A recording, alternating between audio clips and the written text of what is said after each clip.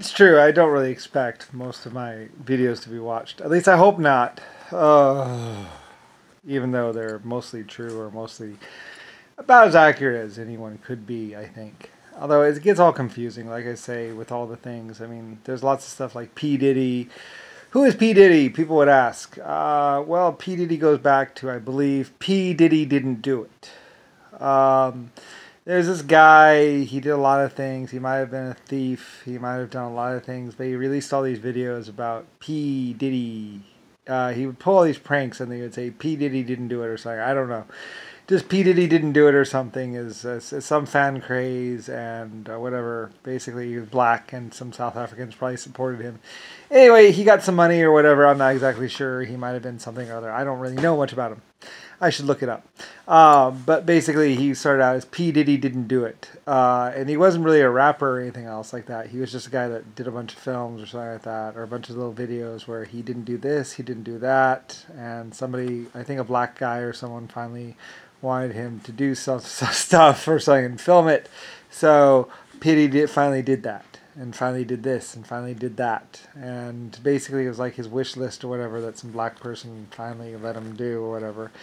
So he got to do his wish list of things that he didn't do, but he finally did do. So, and he did it a lot or something. He may have gotten some famous or something as he wandered around. So he has his kid, he had a list of things he didn't do.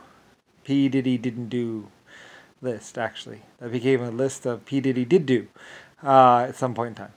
So anyway, some black African or some African wanted him to do things or felt like he should go do things because he never did anything.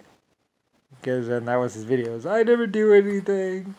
Eventually he did go do stuff and then he looked like a person doing things. So, and he filmed it and he released it to the internet or something like that and got more money or got subscribers or something. I don't really know. Probably backed by South African or just some other black person was like, well, let's go have him do things. So support the black South Africans, which was kind of hard because most black South Africans were just going around raping women or killing people. So it was hard to support the black Africans because most of them were basically rapists or killers or something. Anyway, eventually he might have gone to South Africa, and when that would have been South Africa is the last stop for a lot of people, by the way. The last country you will ever go to is South Africa, or what's called, or some other place. There's this other place, that one place, not Singapore. It's not Singapore. It's like Singapore. I forget. I brought it up the other night because so many people were like, we want to get out of here. It's like some desert place or whatever where they were like I need to get out of this fucking town. You have all the black people saying that how they want to get out of the town because a lot of people go there and then they find out that fare rates for leaving the country are like double what they were supposed to be, and they find out that their return ticket actually only covers the return portion of the original price of going there, and that to actually leave the country you have to pay a quite substantial or more charge which the return ticket does not cover.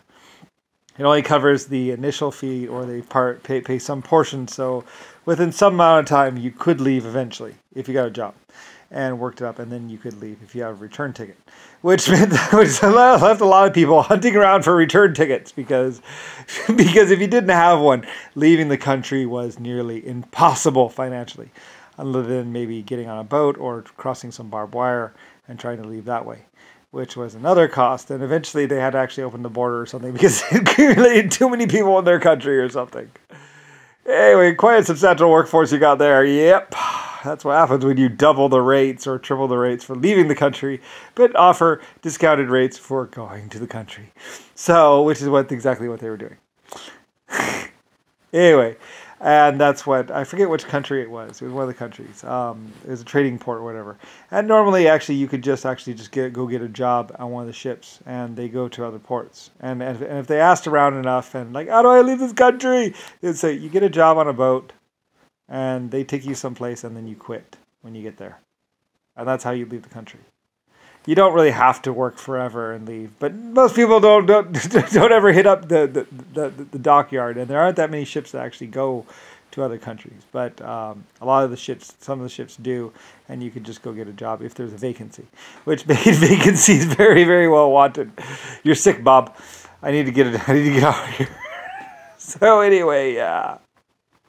Anyway, it's one of the countries which was only doing, what it was doing was only somewhat legal, somewhat illegal, and not really completely illegal. So basically, they're just increasing the workforce. So, but realistically, like the city was very safe and actually had people that were protecting it, and basically just made leaving it a little bit harder. So I couldn't really say all that much about them. It's like, well, I know everybody else could say that much about them because it's actually printed somewhere or whatever. It does not recover return flight.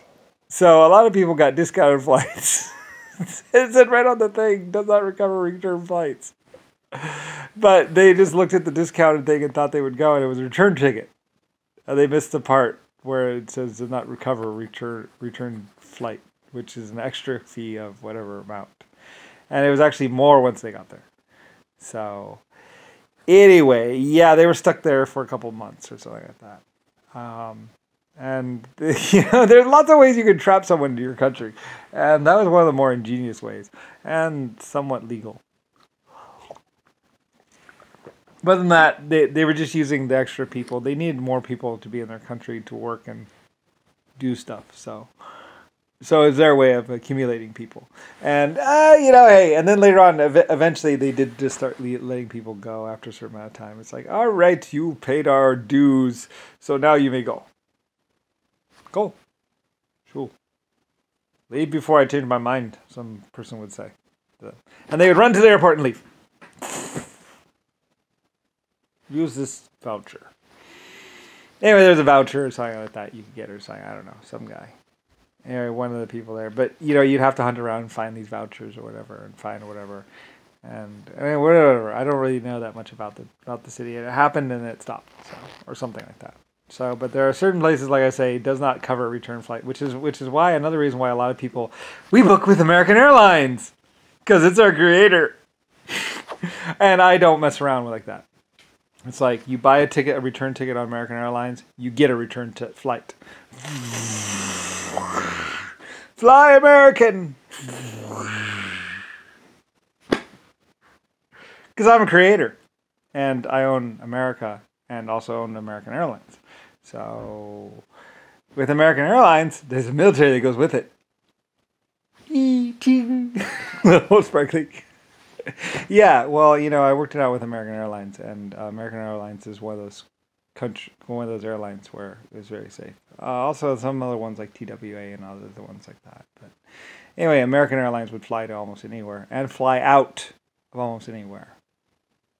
So, anyway, yeah, but that was a long time ago. Yeah, I mean, even during World War I and World War II, a lot of the American airline pilots would say, "Yeah, we saw the war going on down there. We're wondering what they were doing." Oh, that's American Airlines. Don't shoot. Yeah, that's the president's stuff and all that.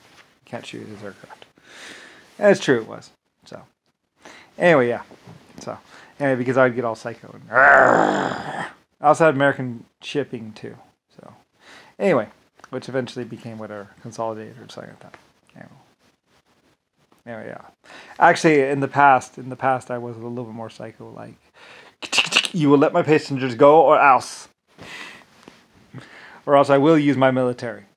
And the rest of America will be like, yeah, use the military. We have to wait for them to say no first. America's kind of an interesting entity on its own, actually, when you get right down to it. A lot of interesting things happen that you didn't normally see, because America was pervasive, is the word. So, anyway, and it was my country. So, my country. I love my country. Yes, my country will be okay. Anyway, yeah. Because I had just left Berlin to move to America. So, anyway, so I called them American Airlines and all that. And I had all these cute flight stewardesses and the best food and stuff like that. So, anyway, a lot of people would come to my country on American Airlines. Fly to America! Fly away from America! And it was just like the one aircraft company that actually went to everywhere in the world. It's crazy, but it's true. American Airlines.